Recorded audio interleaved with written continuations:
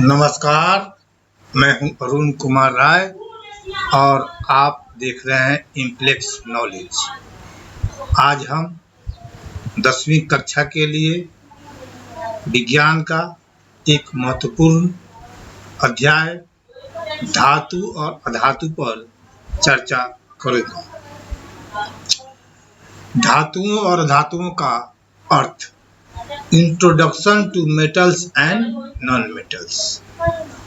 पदार्थ को तत्व, यौगिक और मिश्रण में विभाजित किया गया है। इन तत्वों की संख्या बहुत अधिक है। तत्व वह पदार्थ है जो एक ही प्रकार के परमाणुओं से मिलकर बनता है। लेओ ईजर नामक वैज्ञानिक ने तत्वों को मुख्य रूप से दो भागों में वर्गीकृत किया है। तत्व, एक भाग धातु और दूसरा भाग अधातु।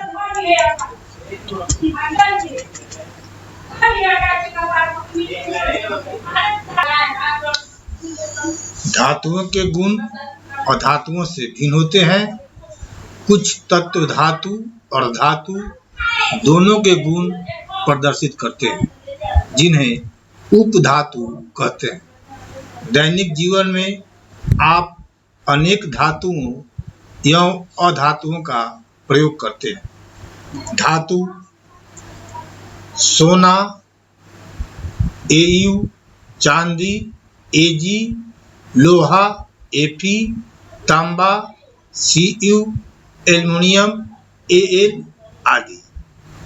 अधातुएं: non metals: carbon, C, oxygen, O, nitrogen, N, bromine, Br, iodine, I, sulphur, S, phosphorus, P. धातुओं और अधातुओं की प्राप्ति।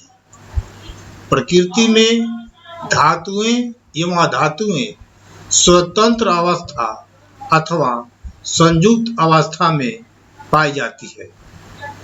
सोना तथा प्लेटिनम जैसी वस्तुएं तत्व के रूप में स्वतंत्र अवस्था में पाई जाती है।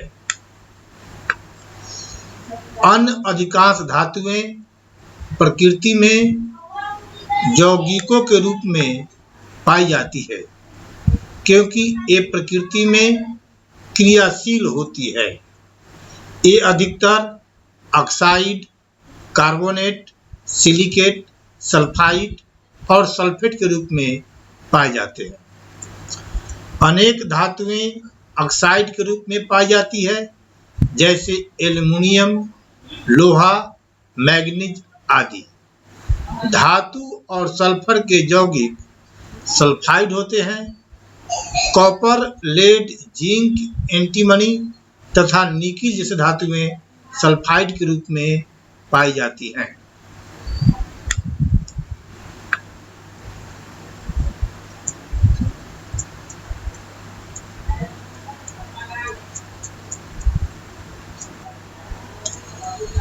वे प्राकृतिक पदार्थ जिनमें धातुएं और उनके यौगिक पृथ्वी पर पाए जाते हैं खनिज कहलाते हैं। वह खनिज जिनसे धातुओं का आसानी से और लाभदायक तरीके से निष्कर्षण किया जाता है अयस्क कहलाते हैं। अयस्क से धातु कई प्रक्रिया के पश्चात प्राप्त होती है। अयस्क से धातु प्राप्त करने की प्रक्रिया धातु कर्म कहलाती है। यह प्रक्रिया निम्नलिखित चरणों में होती है। पहला, अयस्क का सांद्रण। अयस्क का सांद्रण किया जाता है। यह प्रथम प्रक्रिया है। इसमें अशुद्धियों को अलग कर लिया जाता है और अयस्क सांद्रित हो जाता है। दूसरा, सांद्रित अयस्क का धातु के ऑक्साइड में परिवर्तन। सांद्रित अयस्क को उसकी प्रकृति के अनुसार वायु की उपस्थिति अथवा अनुपस्थिति में गर्म करने पर धातु के ऑक्साइड में परिवर्तित हो जाता है।